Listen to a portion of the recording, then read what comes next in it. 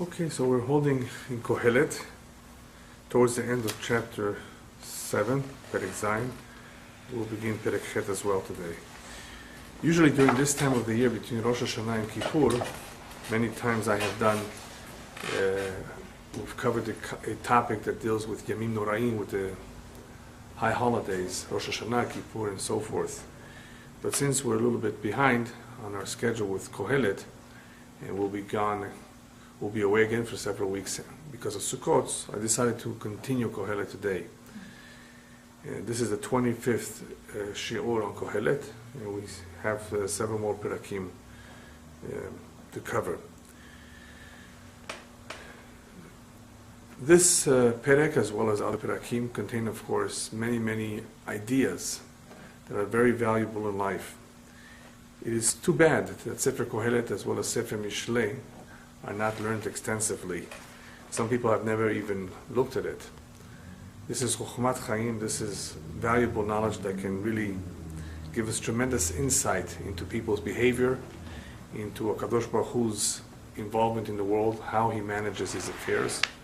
Even though we're limited, of course, to understanding Hashem's ways, nonetheless, we do have some direction here between the Kohelet, Mishlei, the Gemara, the Zohar, the various Sefarim that our tradition says were composed Biruach HaKodesh, through divine inspiration.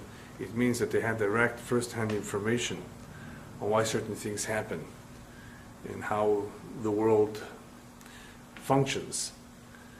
And the more we know about these things, the more it could help us understand and help us deal with the many challenges in life. We're holding the following pasuk that says, "Re'eh ze matzati amra kohelet achat le'achat limtzo cheshbon." This is one of those pasukim that are very difficult to understand. For the most part, Kohelet is not a difficult sefer. He uses Lashon HaKodesh, even though Lashon HaKodesh is not exactly the language we speak today. Many words are different. He is a little bit poetic.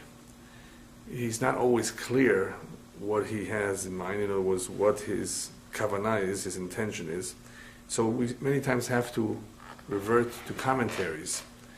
And when you go to the commentaries, you will find more than one, which makes it even more difficult. But as the rabbis have told us, Shev'im panim laTorah, elu ve'elu divrei Elokim hayim. When you see more than one commentary, it can mean that they're both true. They all are saying pretty much what Shlomo Melech may have intended to say.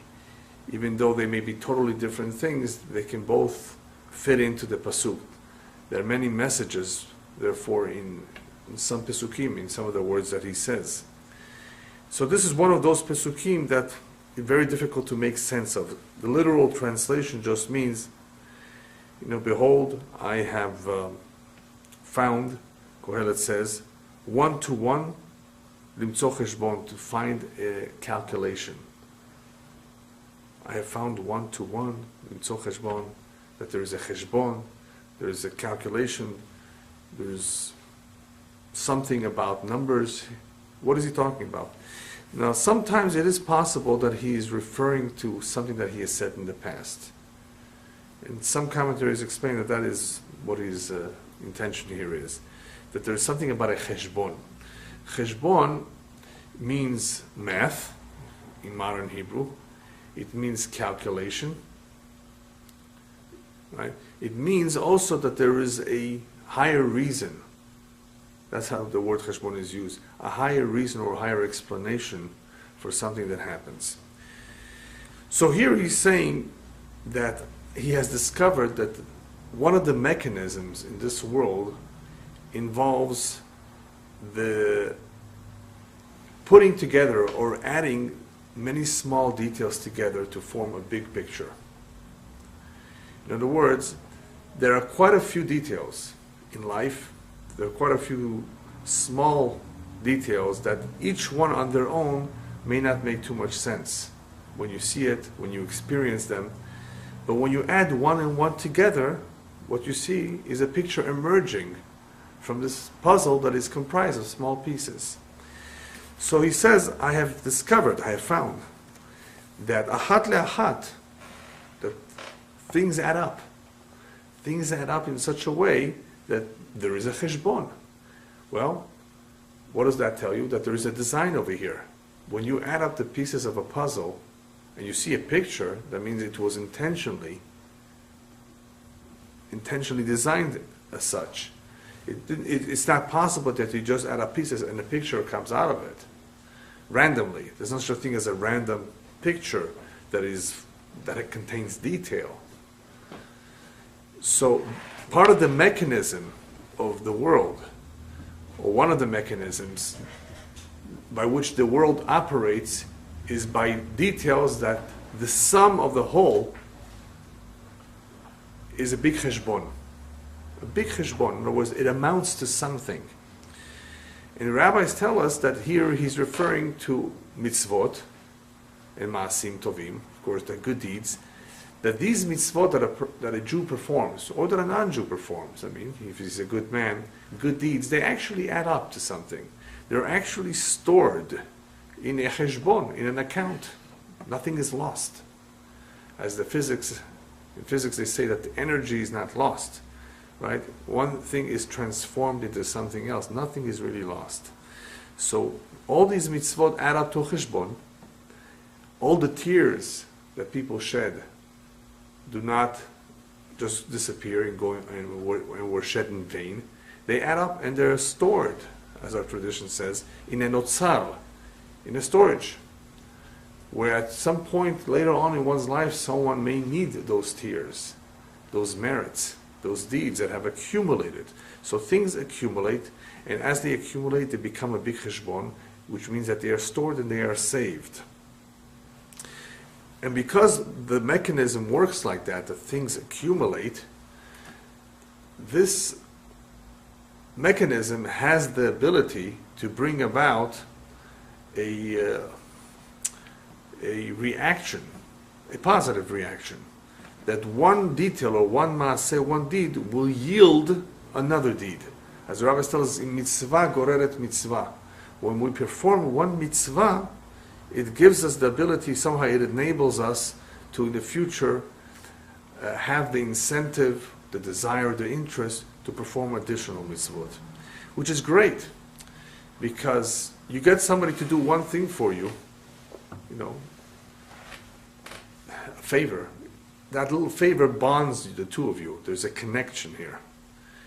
And the ice is melted. In other words, if you did not have a kesher before, there was no relationship before, one good deed, we're talking about good deeds, a favor, brings about a certain connection where in the future, the second deed may be easier. Husband does for his wife does for her husband, a deed or many deeds. Judaism teaches that the act of giving produces love. Love is a connection. Love is not the passion of Hollywood. Love, in the language of the Torah, is a strong connection, a deep connection, a true connection, a connection of interest, of commitment, of interests, not selfish interest, but personal interest to continue to bond together. And it's natural by children and parents. It's just there. It's a part of you. When it's not a part of you, when it's husband and wife, man and woman, it requires work. It requires something to be done. I mean, there may be an initial attraction, but that's called the attraction. That's not the bond. It's just an attraction, which is good. There may be things in common, great.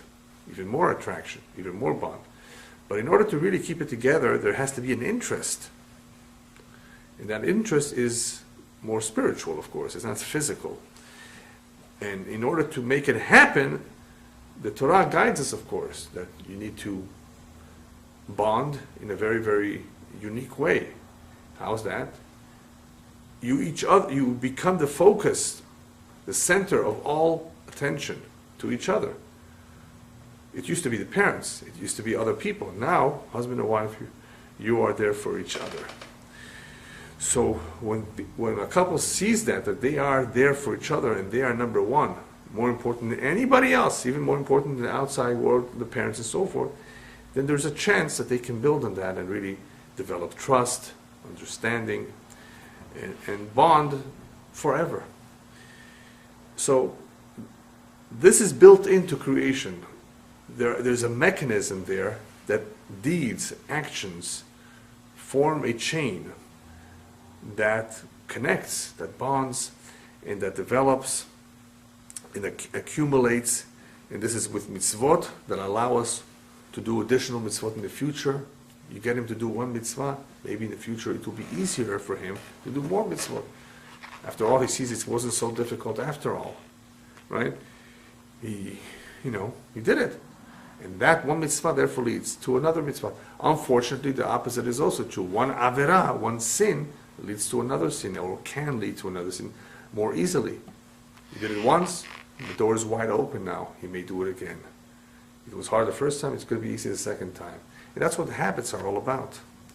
Habits, whether it's a habit in a certain thing that we do, or habits with drugs where people are addicted. Addiction is a form of habit.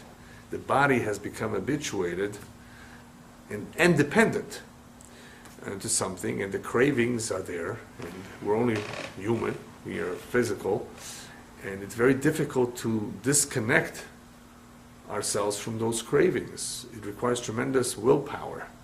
It's possible, but it's a lot of work, because you've gotten the body so used to something. Now try to undo that chain, that reaction, that energy that is flowing, that is keeping the momentum going. Want more, want more, want more. How are you going to stop it? But it is possible to stop it. It requires a lot of work. So we see that things add up, and eventually small change makes big change, they say in English, right? A little bit of tzedakah in the pushke, right? And eventually it grows, little by little. Everything adds up. Another interpretation, an important interpretation that is found in the Midrash about this pasuk is that achat le'achat limtzo cheshbon. Somebody committed a wrong during his life. He may have cheated someone, he stole from someone. He did something not nice. Eventually, at some point, it catches up with him. There is a system in place. We know that. Those of us who believe, we know that Hashem sees everything. And eventually, it catches up with him. He's unaware of it, because it could be 25 years later. And what happens is, somebody swindles him. Or let's not talk about money, let's talk about something else. Let's say somebody is making Israeli salad. You know what Israeli salad is? They chop the vegetables very, very thin. All of a sudden, he cuts his finger. And blood starts coming out. You think that just happens? No. It's achat le'achat limtzo cheshbon. The Midrash says, all these little things that happen that cause us pain, that let out blood, loss of money, it eventually reduces the cheshbon upstairs of what our debts have, what we owe. We have debts, sins, things that we have done wrong, all kinds of things, and they've accumulated. So all these little things that happen in our life, what they accomplish is they decrease the cheshbon. In other words, so when we come upstairs, our cheshbon, that is our account of things that are not so nice, has decreased as a result of all the little things that we've suffered that have made up for it. So now the books are balanced. So when things happen to us that are painful, all kinds of experiences that we're very, very not happy with, and we suffer, whether it's blood, loss of money, or all these kind of things that we didn't do it to ourselves necessarily. It just happens. We have no control.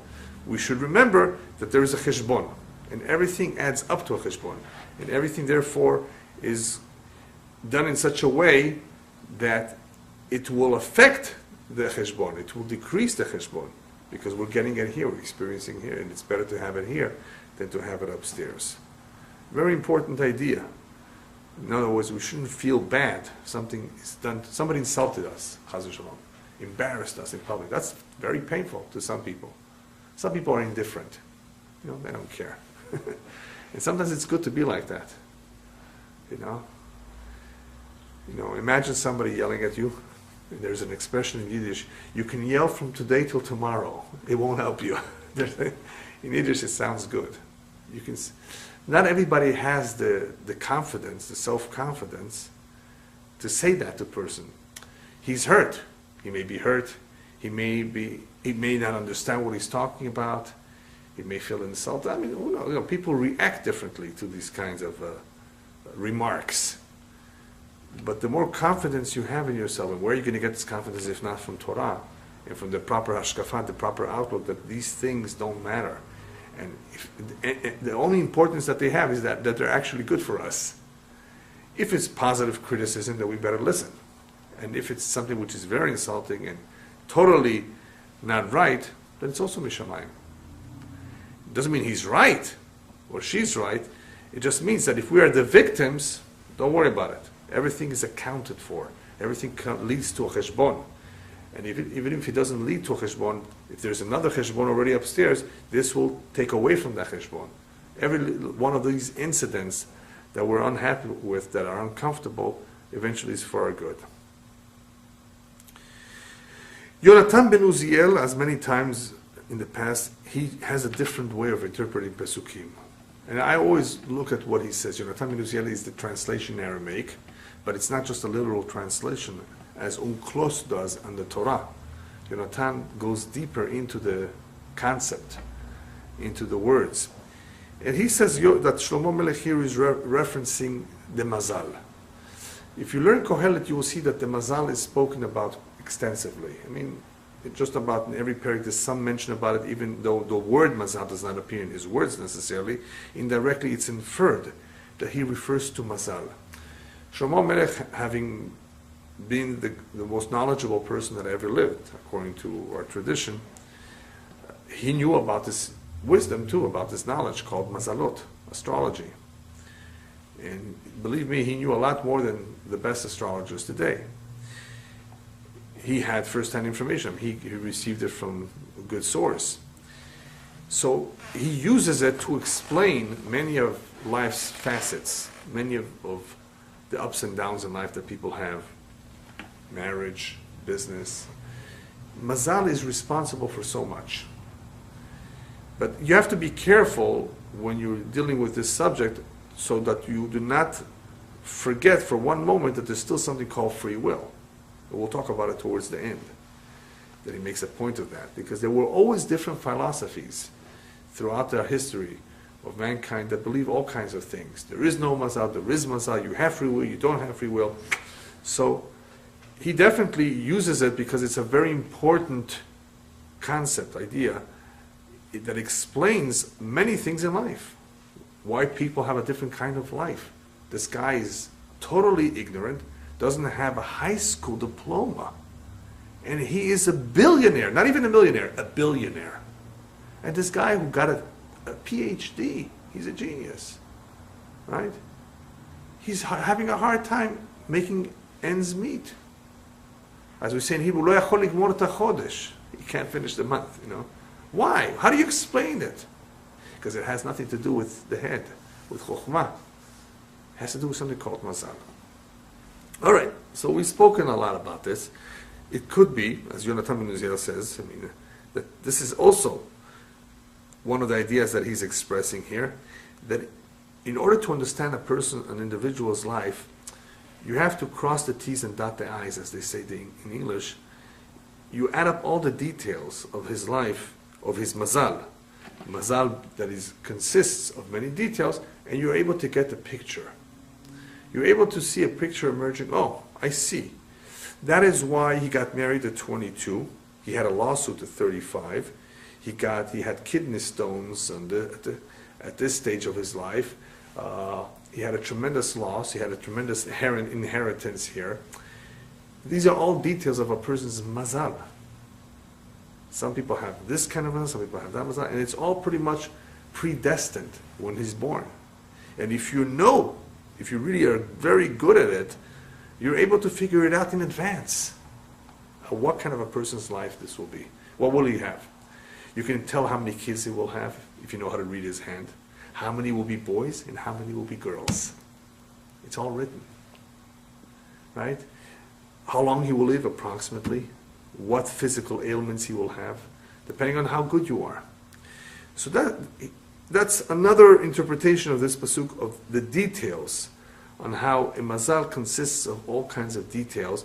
And there's of course a reason for all these details, but when you see it, all the details put together, you understand why this person has this kind of a life. This man is so popular. Everybody likes him. He has a smile. Somehow there's something about him that people just like. This other guy, he's so not likable. I'm not sure what the word for it in English is. In Spanish they say one person is simpático and one person is antipático. In other words, I think there's something similar in English. You know what I mean by? He has sympathy. Charisma. Even though charisma is another word, and some people, sour face. Whatever. What does that have to do with? It has to do with mazal. The mazal endows him. Now, it's also a gift from Shamayim. Obviously, there's berachah from Shamayim, there's gifts from Shamayim, but those gifts can come about through the mazal too. So that's what he's saying too, that there are details that emerge in giving you a picture of a person's mazal, if you knew how to look at the details. All right. So the bottom line is, in the same way that we add 20 plus 20 to get 40, we add numbers to get a cheshbon, in the same way is true with the Marechet HaShamayim, with the system of Shamayim, that in life, when you add up everything adds up to a cheshbon that is accurate. In other words, this one has this one has that. No one has everything.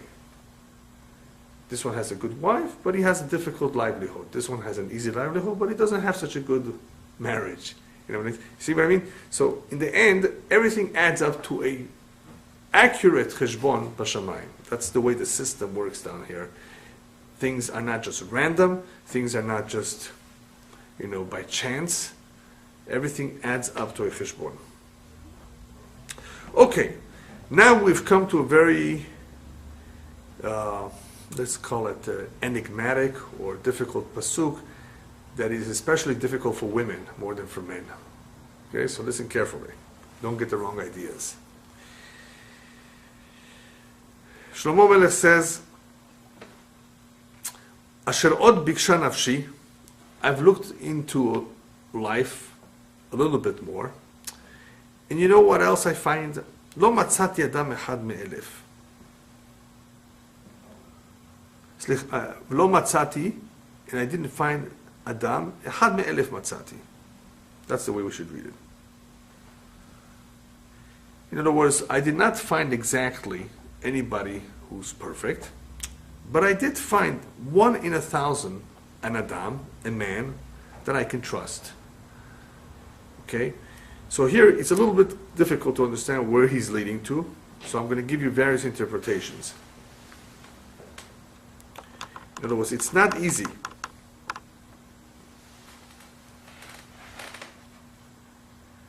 It's not easy to find people who you can trust. It's not easy to find perfection.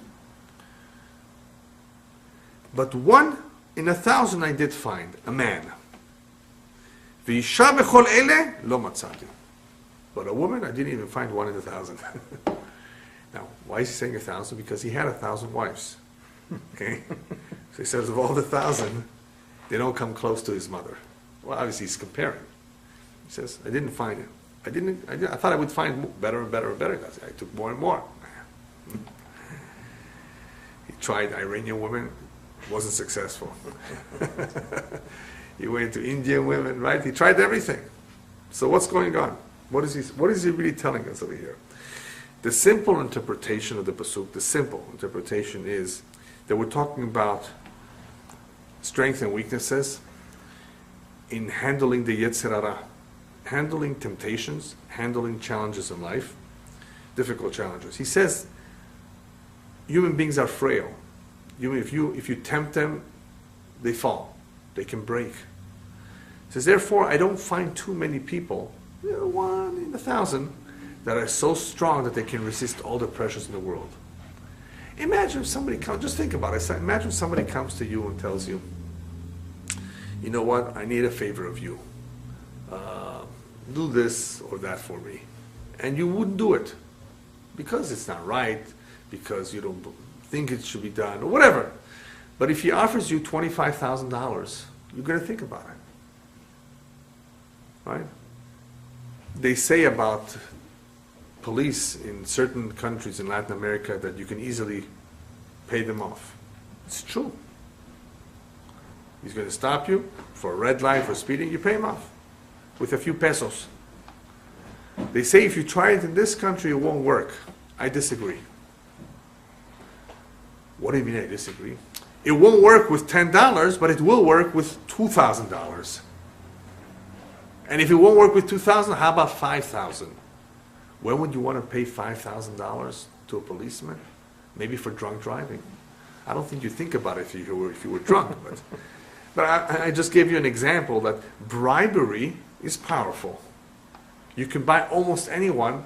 It's just the price is different.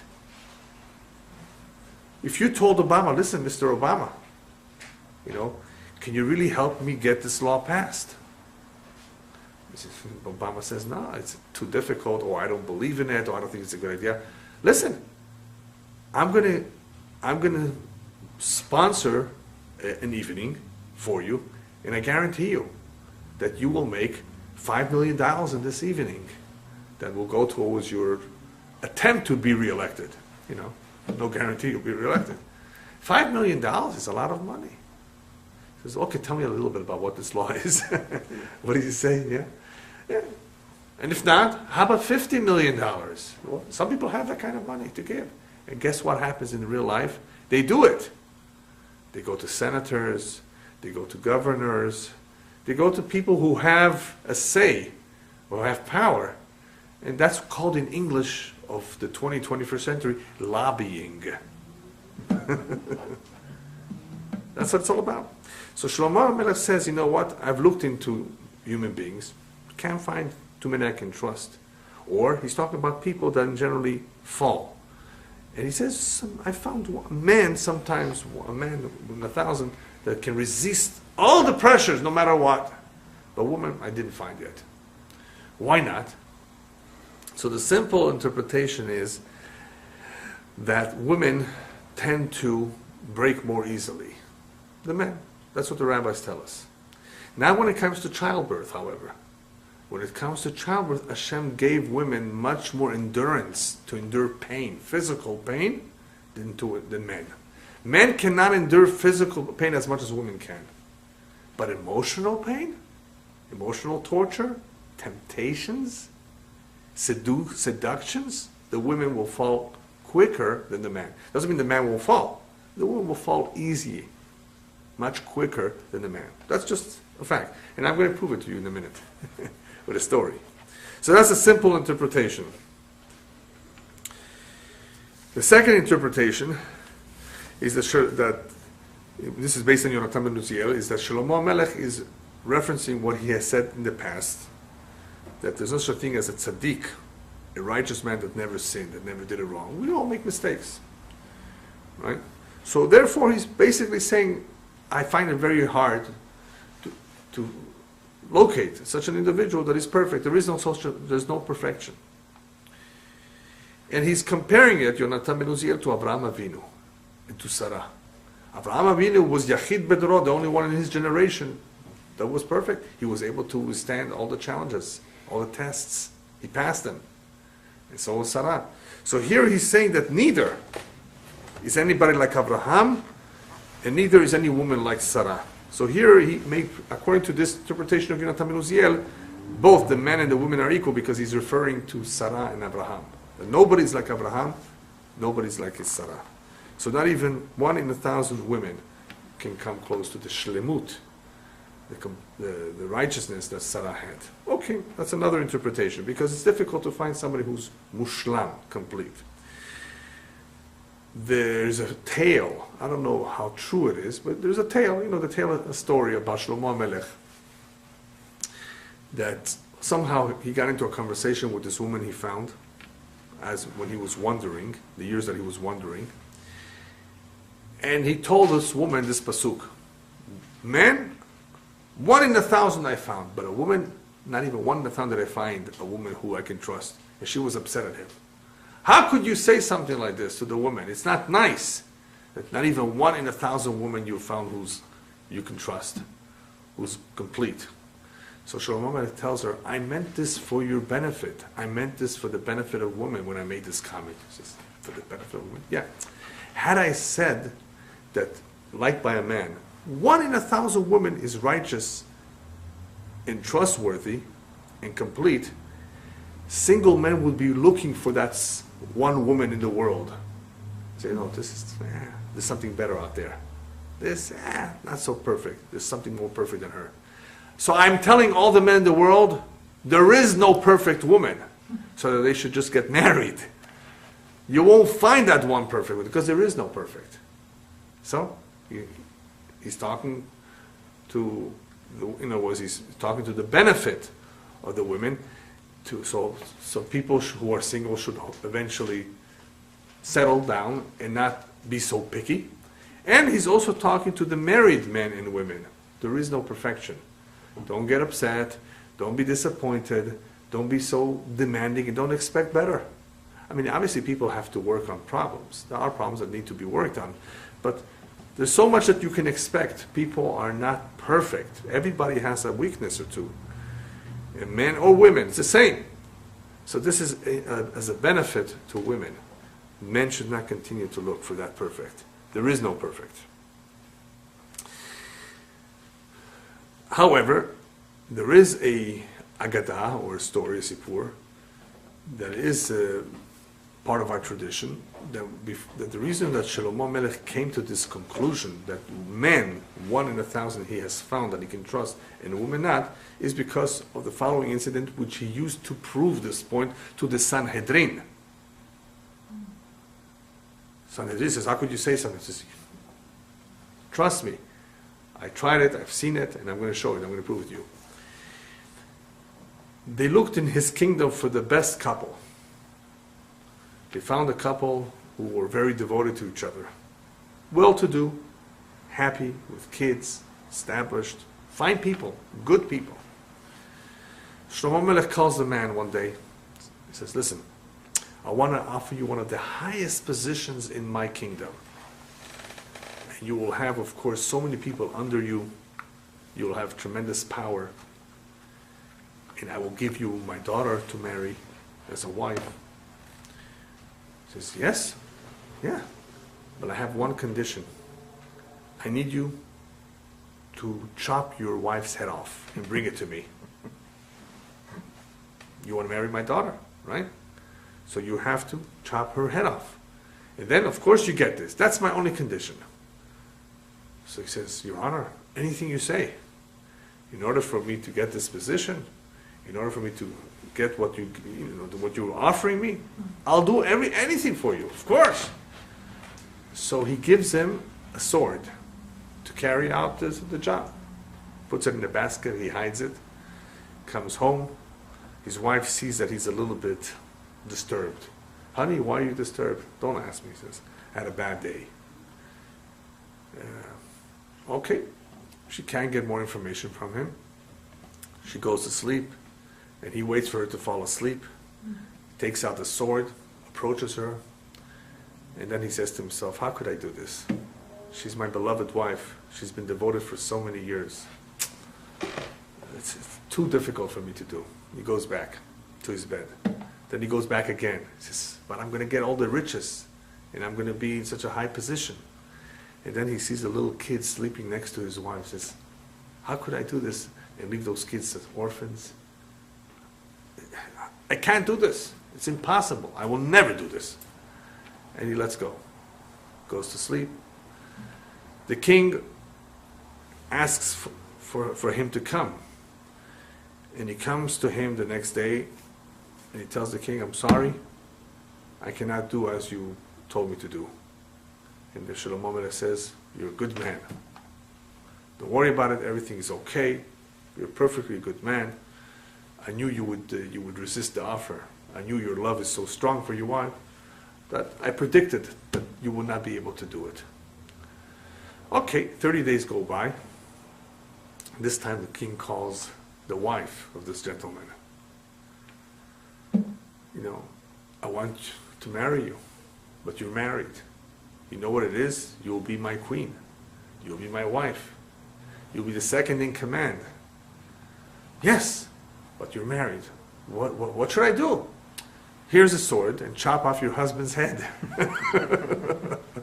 Bring me his head. Yes, Your Honor, I'll do it.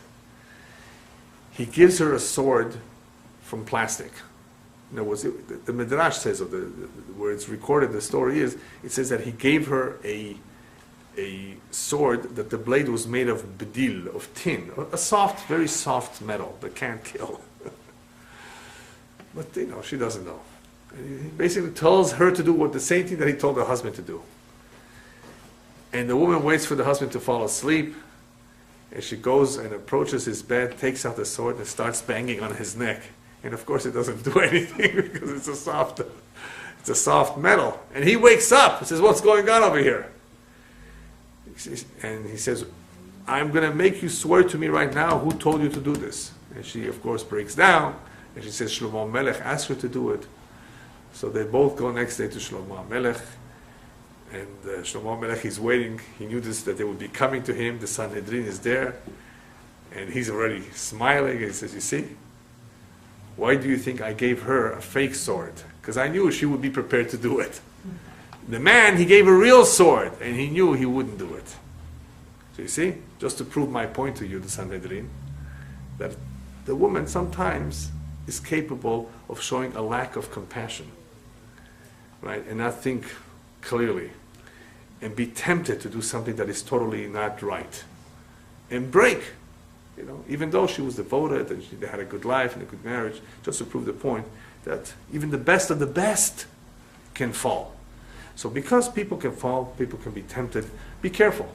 Be careful with all temptations, be careful with the Yetzirah, be careful with challenges. Don't put yourself in a situation where you say, "Oh, it's nothing, it's okay, nothing's going to happen to me." No. People can fall very easily. Okay, let's go on.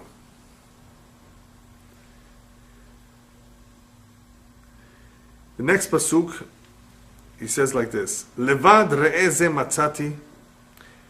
What I did discover, is asher asa Elohim et adam yashar v'hema bikshu cheshbonot rabim.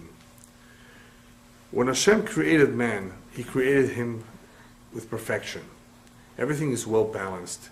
Everything is symmetrical. The eyes, the ears. Everything is just right physically, and we're talking about a healthy person, obviously, and even his kohot, even his abilities are pretty well balanced, meaning that there's no reason in the world why he should not be able to be yashar. I created him, Hashem says, yashar, straight, honest, right. It was just right.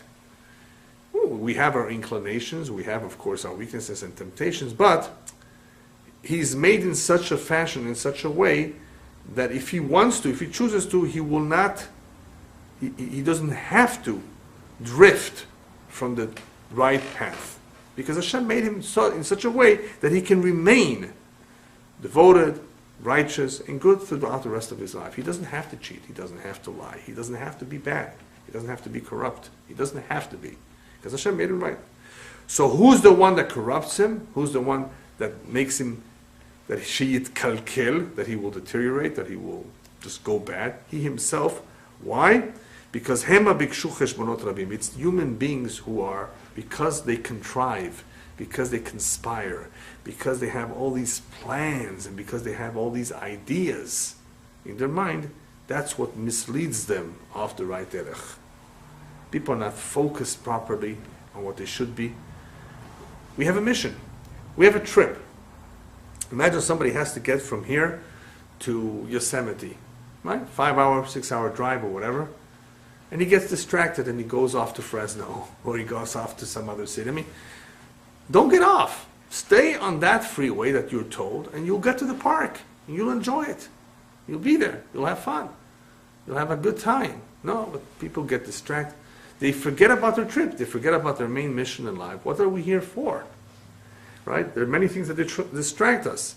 So if you fall for the distractions, you end up not accomplishing what we're supposed to accomplish. So, man has the potential to do everything right. And even the Yetzer Hara, the rabbis tell us, the evil inclination that was given to him is for his good too. As the rabbis tell us, if man would not have the evil inclination, he would not get married, he would not have kids, he would not build homes. But what happened with the evil inclination? He sees that his neighbor is building a home, his neighbor is remodeling the kitchen, he wants it too. He wants to have a nice home too, he wants to have a comfortable home, he wants to have a newer home, he wants to have a better car. Right? He also wants to have a family. So, you see, so even though it's coming from the Yetzer Hara, it's a positive Yetzer Hara that Hashem implanted in us, that we should be able to have normal lives. If a person would not have that Yetzer Hara, he would not even have the basics. He would not even want to do the basic things in life that are important. You know, Yetzer Hara is what makes us eat. If a person is sick, he doesn't have an appetite. But he needs to eat, right? Even if he's sick, he needs to, maybe eat less, maybe eat certain foods. But he has to, but he doesn't have an appetite. That's the time to eat. But he has lost it. So Hashem gives us a Yetzer Hara, of course, to balance things out, to make us have free will. Those are additional reasons of why we have a Yetzer Hara. But the Yetzer Hara is not so bad after all. We need it to accomplish our mission. So what happens, however, is that in the end, we misuse the Yetzer Hara because of our cheshbonot. Everybody with their own cheshbonot, cheshbonot meaning with their own agenda. I think that's a good word. People have agendas. Want to have a 20,000 square foot home. So therefore, in order to accomplish that, I got to make up for the salary is not enough. So how are you going to make up the salary in an illegal way? You know how many people, unfortunately, are sitting in jail who are caught, prosecuted for doing illegal things? Why'd you do it? The judge recently told a very wealthy member of this community, very, very wealthy man, very successful man, who did something very, very silly, illegal, wrong. You, of all people, had to do this? You don't need it. You have all the money anyway. You had to do this, It's like telling somebody, imagine he has $500 million, and somehow he goes to the gas station, and when the guy's not looking, puts some gas into his car. He didn't want to pay the $50 to fill up his tank. You, of all people, don't have to do that. You have the money for it. That's exactly the point. You have it. Why do it? Cheshbonot. All kinds of, I'm going to get away with it. Okay, he's rich anyway. People have all kinds of theories of why they have to do certain things. Or I'm going to get away with it, or it's coming to me, or I worked hard enough and it's not fair. All kinds of things that is in their mind. Which, of course, is the reason why everything falls apart in their life. In other words, all of a sudden things are not right, things are not working right. Because of these cheshbonot, wrong cheshbonot, of doing things contrary to what Hashem wants us to do. This pasuk is also significant for another reason. Adam hu yashar. Man is, the way he's created, is straight. And it's very possible that, however, that if somebody is tempted to do something wrong, that he will blame it on his Yetzer. Yes, Yetzer made me do it. My Yetzer Hara made me angry, maybe this. Don't blame it on the Yetzer, blame it on yourself.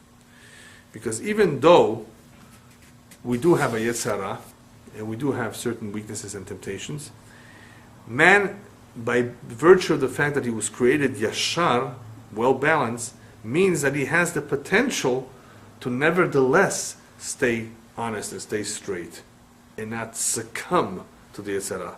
He has that ability. There are many people that justify what they do because they have the Yetzer Hara. No, that's not a justification. There are many people that have a certain weakness, and I don't want to mention what that is. I think all of you understand that it's very prevalent in West Hollywood. Okay? And they say, we have it from birth. Can't change it. What do you mean can't change it? man is created in such a way that even though the weaknesses are there, either from birth or later adapted, makes no difference. But you have the ability to overcome it. You have the ability to control. They don't want to control it because it's just easy to allow the animal in one to lead you. Okay, do as the heart desires, do as the body craves and desires. Who says that that's healthy? Who says that that's good? Without Torah, how are you going to disprove them? Especially when you can show throughout history there were all people like that all over the world. And even though Ahmadinejad says there are no such people in Iran, I'm told that there are quite a few of those people. Yeah? It exists everywhere. The Torah speaks about it, which means that, of course, it's wrong, and guess what? You can control it.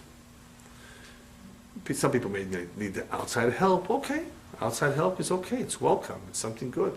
We can't fix all the problems on our own. But it's something that is possible. It's something that's controllable. It's something that we can overcome. It's not just, okay, that's it. That's the way it is. Blame it on whatever excuse. There are no excuses. Man has the yeshrut in him by birth. He has the balance. Just that sometimes because of cheshbonot, ideas, trends, or because of abuse. He was abused as a child. It could happen that he turns out like that.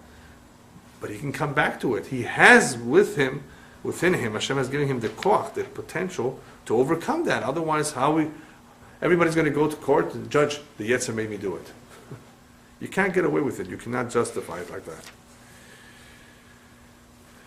And this leads us to another point. Hashem, in creation itself, not only in the human beings, but in creation itself, Hashem put tremendous kohot, all kinds of energies, including solar energy, wind energy, all kinds of energies, all kinds of powers, that if man only knew and wanted, he could use them only for beneficial things. But he has chosen to make nuclear bombs. He has chosen to take energy and misuse it in the wrong way. He has taken metal and made ammunition from it, weapons from it, missiles from it. He doesn't have to. As the Navi says, when Mashiach comes, all that weaponry, all that ammunition, all that metal will be transformed, will be converted into good things that are useful for mankind. Because there will only be good. There will be no interest in doing bad and harming people. It's man's choice of what he takes from the earth that Hashem gave him to use for the good, and he uses it, unfortunately, many times for the bad. Even though people claim it's hard to change, it's hard to control, it's hard to deal with one's desires and temptations, man has proven over and over again that he can do it when he wants to. There are things that are bitter. Bitter, just by nature, they're bitter. Man has proven that he can sweeten them. There's something called saccharin, artificial sweeteners, right? Even though there has no sugar. He has come up with something to sweeten it. So man has proven in more than one way that if he wants to, he can overcome all kinds of problems. We fly in the air today. Tell that to somebody who lived 150, 200 years ago. You know what? We will be able to overcome our inability to fly. Not by putting wings on us, like the Greeks tried, right? But by actually making a machine that flies. They proved it. No, that's not enough. We're going to prove that we can put man on the moon. Ah, come on. They've proven that. Man has proven that he can do all kinds of things that appear to be impossible. He can't control himself. Right? He can make some changes that are not necessarily complete changes because your nature will remain what it always was, but at least control it. Well, of course it's possible. Man is capable of it. He has proven it many, many ways. All right, we have, I think, about 2 or 3 more pesukim in Perek Chet. We're going into Perek Chet now. מי כהחכם ומי יודע פשר דבר? תחוכמת אדם תאיר פניו ועוז פניו ישונה. Another one of those pesukim that appears to have more than one message, more than one idea. the literal meaning is as follows. Shlomo Melech is talking once again about the advantage of chokhmah, of learning, versus not learning, versus being an ignorant. So one interpretation of this pasuk is as follows: Mi ke chacham, who can be like a chacham? In other words, a chacham is fortunate. A chacham is lucky. A man who's learned, who has all this wisdom and this knowledge, he has a big advantage. He understands things better than others. Mi ke chacham umi yodea peshe davar, who can be like one who is able to understand, who's able to interpret situations. Oh, what does this mean? You know, rabbis, for example, tell us if there's an earthquake, what are the possibilities? What does it mean? The scientist who is in denial, who's an atheist, who says, oh, there's a San Andreas fault here, running underneath. The Chachamim, the rabbis, knew if there's a big earthquake, and it's a very, it has terrible consequences, of course, and a lot of damage and people die, that it means something. There's a pesher, there's an interpretation to this. It's not a random act, it's not just a fault in the ground, it means something.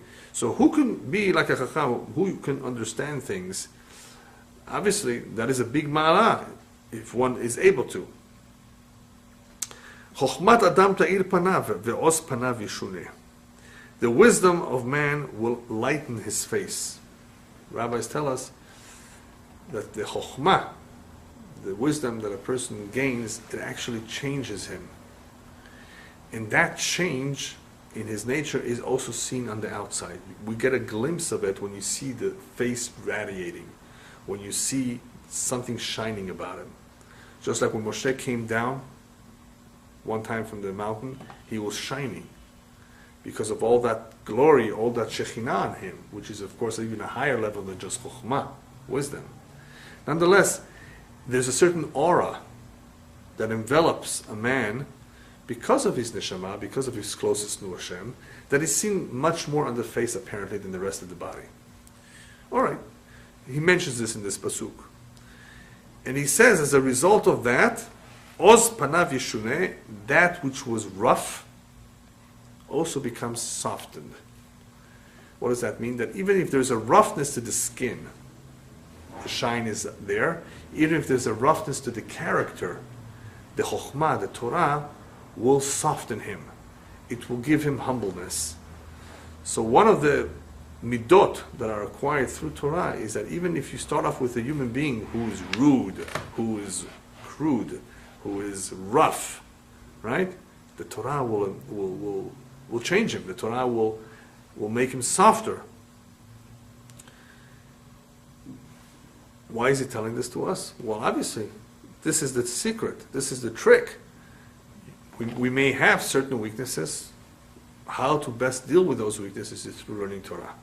The Torah can handle the Yetzer. The Torah gives us the Oz. Oz can also be the strength that one has as a result of the Yetzer Hara that is trying to defeat him. The Chokhmah, the Torah, will be able to deal with him, to deal with that strong Yetzer in softening him up.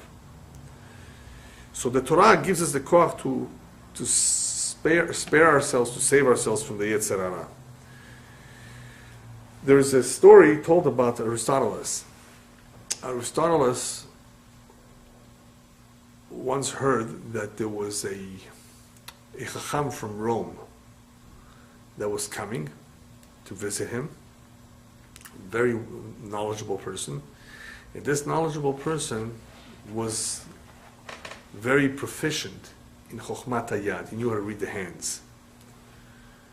Reading the hands is very complex knowledge, but it's a very, very accurate knowledge, much more than the stars, than astrology. You can actually see a lot about a person's life and character in his hand.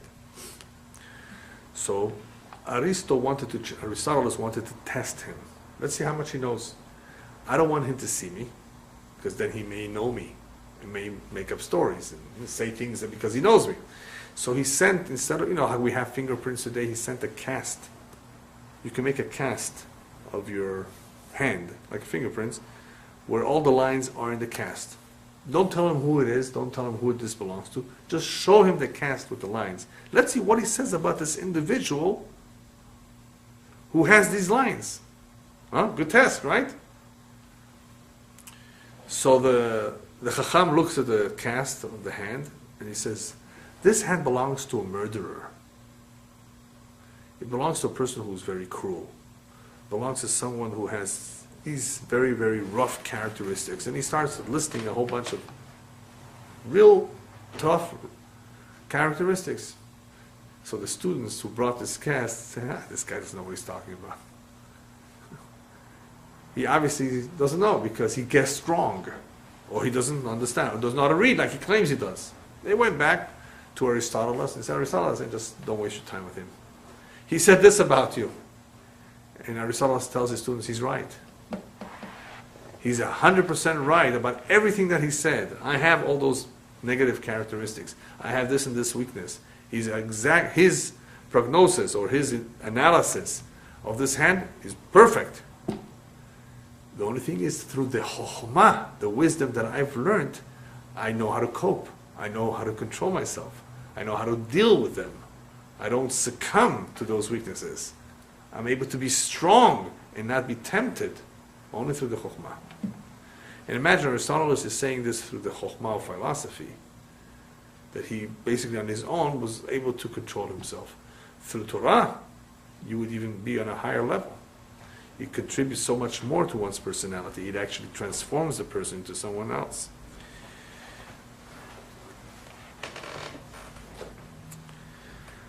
All right. Another interpretation has to do with the following pasuk. Ani pi melech shemor ve'al divrat shevuat Elohim. As you will see, these pasukim are somewhat related. Here he says, literally, I will abide or do as the king tells me, and I will follow my oath with God. Ani pi melech shemor ve'al divrat shevuat Elohim. The oath that we have with God, meaning our commitment to Hashem in Har Sinai to keep the mitzvot. What does this have to do with anything? Obviously, it's possible for a person to try to figure out why Hashem wants us to perform a certain mitzvah. And what we've seen before is that Shlomo Melech warns us that we can never understand the ways of Hashem completely. Even if you're smart, you're not as smart as Hashem. In other words, going back to the first pasuk, Mi ke'chacham u'mi yodea pesher. Davar. Nobody can come close in understanding the chokhmah or pesher, they interpret the tzivui of Hashem. And this is very important to keep in mind because Shlomo HaMelech himself made the mistake of saying, this mitzvah doesn't apply to me. This mitzvah won't affect me. And he fell. He made a mistake in believing that he understood the logic behind the mitzvah. No. Just do what you're told, he says. Ani pi melech shemor v'divrat shvuat Elokim. I will do as I'm told, even though I don't understand fully what the pesher davar is, what the interpretation of the mitzvah is. That's none of your business. You will never be able to fully comprehend what Hashem's kavanah was. Your mind cannot come close to his mind. So therefore, just do as he tells you. And don't try to outsmart the system. Like some people have tried. He himself. Oh, it's okay. One-time exception. No, you don't understand. So don't play around with it.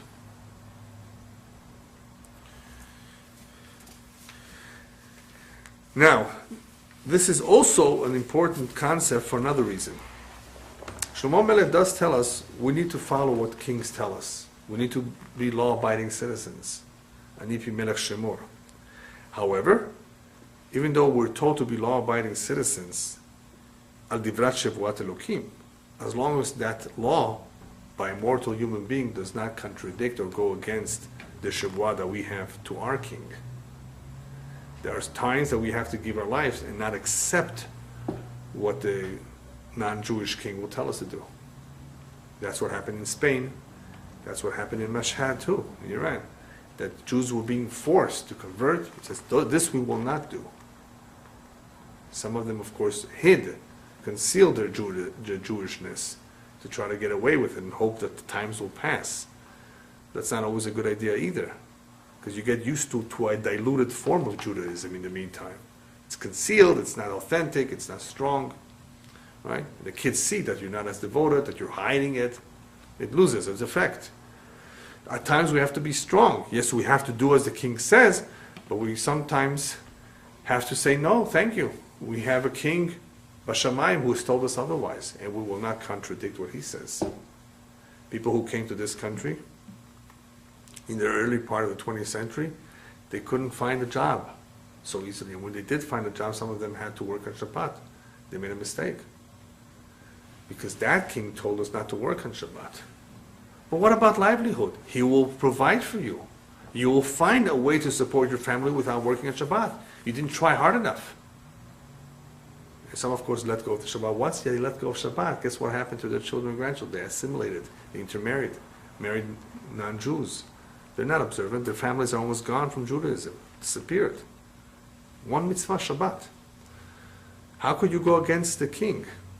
There is no excuse for that. There are certain things that you just don't do.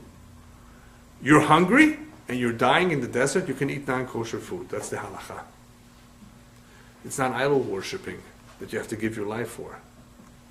There are certain things that if you have to, you have no choice. Woman is giving birth, you drive her on Shabbat to the hospital. Somebody's drowning, of course, you save his life. Even if it's Shabbat. Somebody is very sick, he's allowed to eat in Yom Kippur. Right? Torah doesn't want us to die. But there are a few exceptions. The Torah says you have to sometimes be prepared to give your life for it, because the king said so. 3 cardinal sins: murder, idol worshipping, and immorality. Certain immoral acts. No exceptions for that. No exceptions. And that's a test. And some people don't understand it. Some people did. And throughout our history we have heroes, men and women, who were willing to give their lives for what they believed in. Some were too weak. Yes? How about adultery? Yeah, adultery is one of the 3 cardinal sins. You said murder? Murder, idol worshipping, and I called it immorality. Okay. Because immorality is a larger, broader category than just adultery, which is understood in this culture as being only with a married woman. Whereas immorality is a broader topic that involves even women who are not married, who it's forbidden for us to be with. Okay? So that's, of course, the Shavuot Elokim. That's the oath that we have between us and Hashem. We cannot break that. We cannot go against that no matter what. Of course, depending on the circumstance, depending on which mitzvah it is.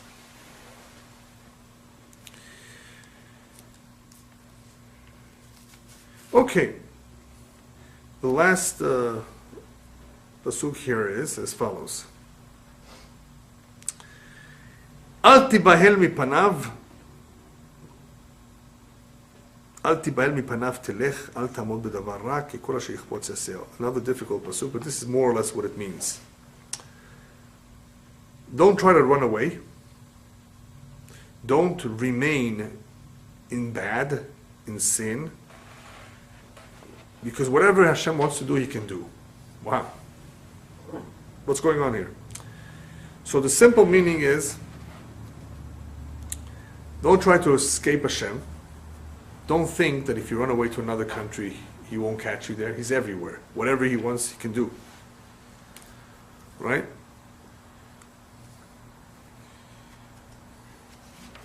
Let me see here. 1 second.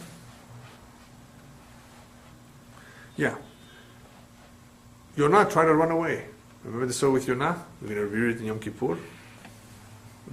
Hashem catches up with him in the waters, in the stormy seas. Hashem is everywhere.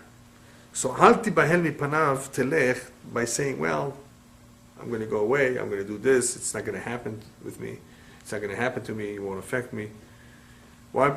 Because kol asher yichpotz yaseh, Hashem can do anything He wants. Who's going to go against Him? Ve'al tamod bedavar ra, however, He's adding something else.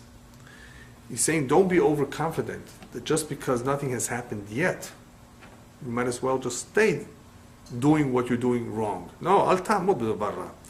Repent, change it, let go of it, because it may catch up with you later on. Just because it hasn't by now doesn't mean anything, because Hashem can get to you at any point, at any time. So don't continue lamod bedavar ra, because whatever Hashem wants, He can do. He can postpone it for 25 years. Oh, nothing has happened. He's just postponing it. He wants you to marry off your children, then he's going to get back at you. He wants, because the kids don't deserve to suffer. So therefore, don't think like that you can just escape it and run away from it. Yonatan ben Uziel has another interpretation here that he's talking about prayer. Even if things are bad, even if things haven't changed, even if things are so not right for so long, you don't have to allow yourself to stay that way for the rest of your life. Al ta'amod b'davar ra, meaning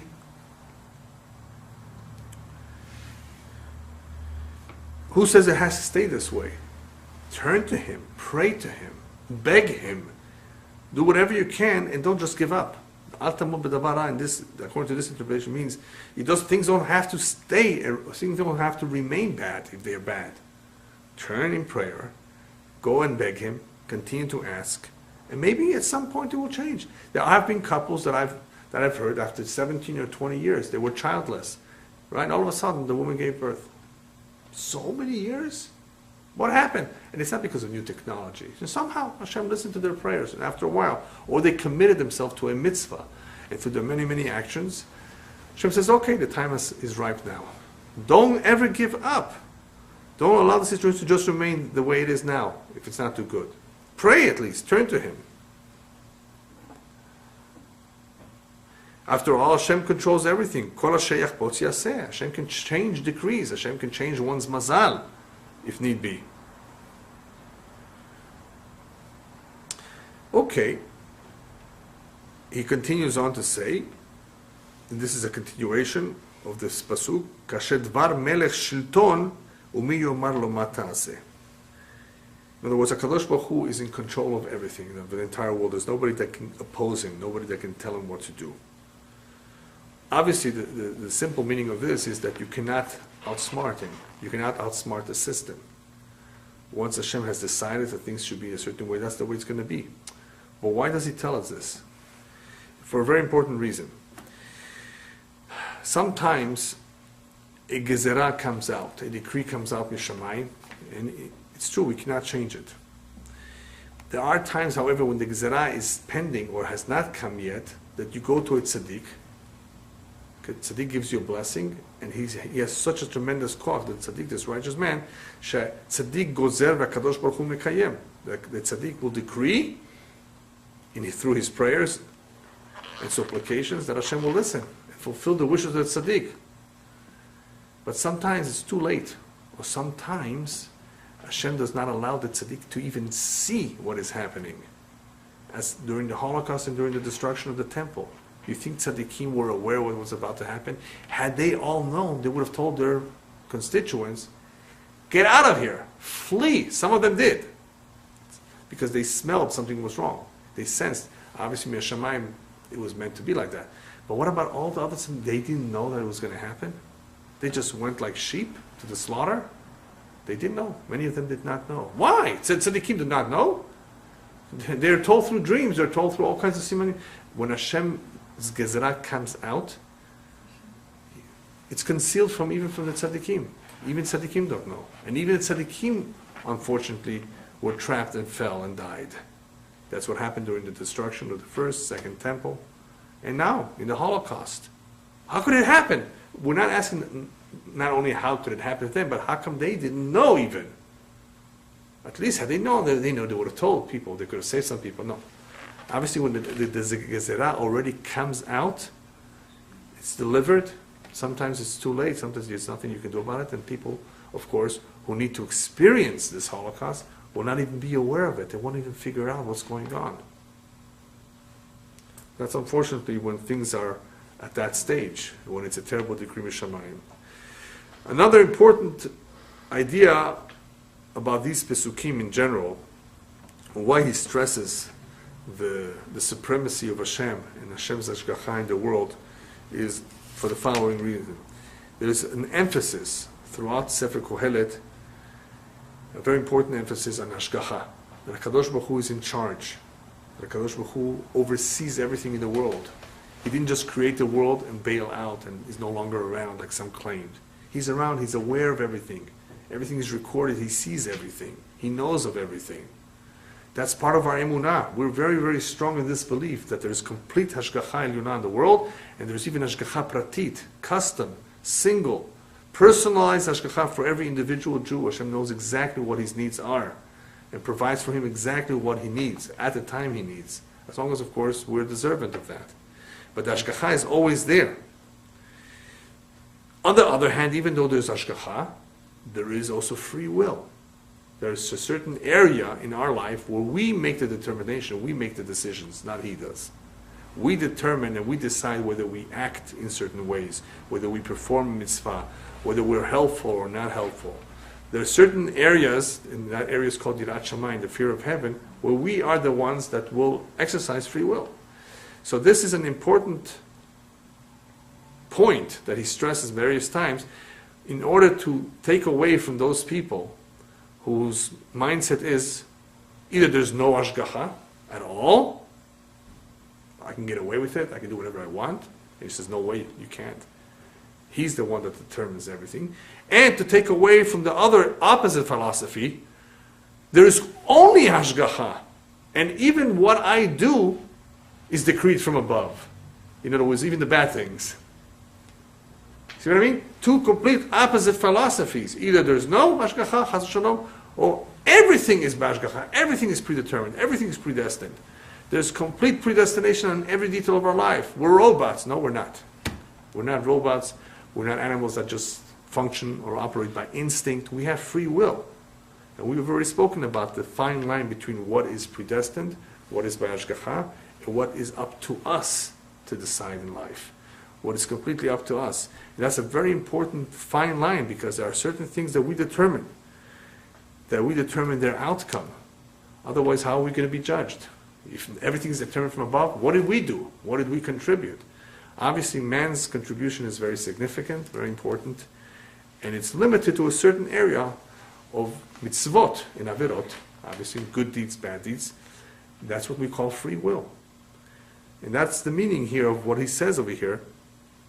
Al tibahel mipanav telech al ta'amod b'davar. In other words, don't escape or think of escaping by assuming that there's no hashgacha. There is hashgacha. Kol asher yachpotz ya'aseh. On the other hand, don't think like the other ones who say, Kol asher yachpotz ya'aseh, Hashem does everything anyway. Right? It's up to him. No. When it comes to mitzvot, it's up to you. There is hashgacha, there is very, very big hashgacha in many facets of our life, in all kinds of details. There's hashgacha eluna. But when it comes to the area of mitzvot and averot, of ben adam lechavero, how we conduct ourselves with our fellow Jew, with our friends, with our spouse, with Hashem, what we do, how we wake up, whether we go to pray, whether we go to learn, whether we do a mitzvah, put on tefillin, put on a mezuzah, put on tzitzit, any mitzvah, that's completely up to us. Even though people have certain inclinations, yes, people have certain backgrounds in education, which makes it easier for them because they just are born and bred and raised in this, right? And others didn't have it. They grew up in Bushehr. You know where that is? Imagine growing up in Bushehr. I don't think there's a Jewish community there. You know where that is, Bushehr? You heard of that? You didn't hear of Bushehr? South. Yeah? Near Ramadan? And further south. South, you say. Yeah? Or imagine growing up in Arak. You heard of that city? Yeah? Or imagine growing up in Mazandaran. Did you hear of that one? Mm-hmm. No Jewish community, no strong community, right? So what? Hashem gave us the chokhmah, gave us the neshama, gave us the ability to discover, to find out. Chas v'shalom, a person does not do it, and he has to come back. That's the topic of reincarnation. Grew up in Siberia, grew up in a place where there's not even a Chabad. Try to find a place like that, right? Of course, okay, it's not his fault. So Hashem says, well, I have to send you back. Next time, I'm going to send you to Mea Sharim, to Bnei Brak. You won't have an excuse. We have the ability, we have the potential. Unfortunately, because of the weaknesses of human nature, of course, we're just distracted and misled. And, you know, before we know it, life goes by and time is lost, and it's very difficult to fix everything. Still, even though it's late, it's not too late. You can still fix. And right now, before Yom Kippur, we have to remember that it's always possible to fix. It's always possible to start a new year from scratch, a clean chapter in a life. And HaKadosh Baruch Hu, B'ezrat Hashem, will help us achieve that, B'ezrat Hashem. Amen.